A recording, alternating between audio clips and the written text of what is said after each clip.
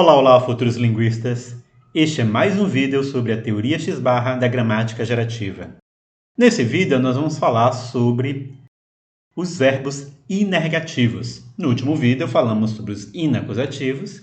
Nesse vídeo, vamos falar sobre o que acontece com verbos como quebrar, abrir, fechar, afundar, explodir, que se comportam como vocês podem ver nessas três sentenças na tela.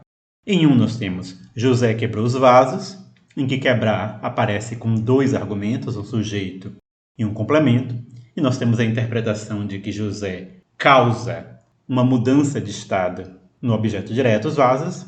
Em dois, nós não temos o sujeito, o agente José, o causador.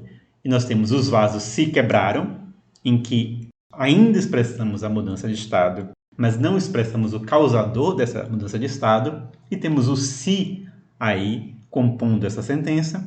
E 3, em que nós temos uma estrutura muito semelhante a 2, só que sem o se, em que novamente não há a presença do agente ou causador da mudança do estado, mas apenas a mudança de estado acontecendo.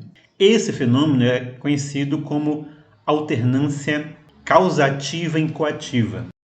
Porque na primeira sentença nós temos a expressão da causa da mudança, e na segunda e na terceira sentença nós temos apenas a expressão da mudança em si, sem a expressão da sua causa. Vamos começar pela primeira sentença, que é uma sentença simples, nós sabemos fazer isso aí de olhos fechados. Nós temos simplesmente José na posição de especificador do VP, os vasos na posição de complemento do VP. Essa é a nossa estrutura profunda.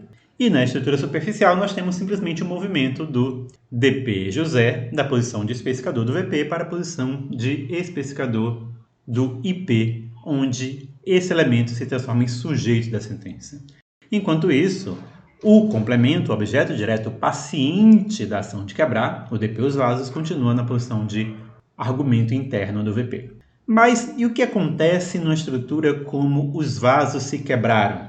Que nós temos o mesmo verbo, mas temos aí os vasos na posição de sujeito, disparando a concordância, e nós temos o se aí. Antes de falarmos sobre esse exemplo, primeiro vamos falar sobre o se, a substituição de um dos argumentos do verbo por um se. Então vamos começar por uma outra sentença, a sentença 4, que nós temos aí José se demitiu. Ora, em José se demitiu, nós podemos perceber que esse se aí corresponde ao objeto direto. Ao invés de termos a sentença como José demitiu Pedro, nós temos, ao invés de Pedro, um outro elemento, nós temos um pronome realizando essa função de complemento, de paciente do verbo demitir. Só que isso não gera a ordem correta, isso não gera a ordem linear que de fato aparece em português. Como é que isso acontece então? O que acontece é que esse tipo de pronome se, assim como o me, o ti, o a, o nus, esse pronome é conhecido como clítico, o que significa que é um pronome fonologicamente fraco, é uma forma dependente, é uma forma que precisa se apoiar em outra forma, em outra palavra, para ser pronunciada. Vocês podem ver isso de modo muito simples pelo fato de que nós não conseguimos responder uma pergunta apenas com um pronome desse tipo. Nós podemos responder perguntas com eu, você, mas não com me, com ti, com si. Por quê? Porque essas formas não conseguem aparecer isoladas, elas sempre têm que se apoiar em outras formas. No caso, os clíticos, em geral, eles são clíticos aos verbos. No português, então, esses pronomes, chamados pronomes átonos, são clíticos ao verbo, eles se grudam ao verbo e são pronunciados junto com o verbo. Isso significa que nessa sentença nós temos, além do movimento do DP José, da posição de especificador do VP para a posição de especificador do IP, e além do movimento do próprio verbo demitir, do núcleo do VP para o núcleo do IP, nós também temos o movimento desse clítico, que vai se comportar como um núcleo, se movendo de uma posição de núcleo para outra posição de núcleo, se colando ao verbo. Então, quando o verbo se move, o clítico vai se mover junto com ele. E isso explica essa ordem sintática em que esse objeto direto, realizado por um pronome fraco, acontece antes do verbo, porque ele é sempre colado com o verbo, ele não pode se separar do verbo. Dito isso, vamos voltar agora para o exemplo em 2. Notem que nós temos também um se nesse exemplo em 2, só que esse se aí não está substituindo o objeto direto, não está substituindo o paciente. Esse se está substituindo justamente o agente, o especificador, o argumento externo. Ele está no lugar do José, ou Pedro, ou qualquer outro elemento que poderia ser o agente, o causador do ato de quebrar. Isso significa que a nossa estrutura profunda seria como essa que nós temos aí na tela, em que o se aparece na posição de argumento externo do VP, recebendo a interpretação de agente, e o DP os vasos continua aparecendo na posição de complemento, a posição de paciente, como seria o esperado. Na estrutura superficial, nós temos ainda o requerimento de que o IP precisa de um especificador, precisa de algo para ser o sujeito da sentença. Ele precisa arranjar um elemento nominal, um DP, para essa posição. Ora, o DP que está mais próximo é o que está hierarquicamente na posição mais elevada, que é o se, porque está na posição de especificador do VP. Se nós tivéssemos um sintagma de outro tipo, José, Maria, o menino, esse elemento seria promovido a sujeito. Só que o se é intrinsecamente marcado como não nominativo. Ele é uma forma que não é compatível com a função de sujeito. É como se ela já tivesse vindo do léxico, marcada como não sou compatível com a função de sujeito. Eu sou um morfema morfologicamente não nominativo.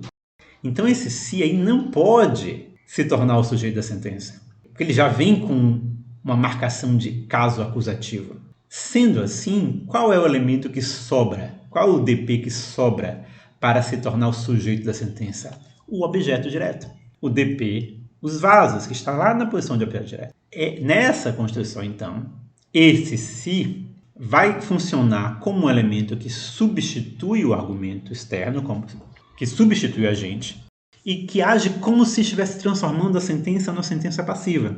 E agora o objeto direto é elevado à função de sujeito da sentença, de modo semelhante ao que acontece nas sentenças inacusativas que nós vimos no último vídeo. Além disso, nós temos o movimento do verbo quebrar, para pegar a flexão, e o movimento também desse clítico, que vai se mover para o i para ficar colado ao verbo, por causa do requerimento dele de ser uma forma fonologicamente dependente.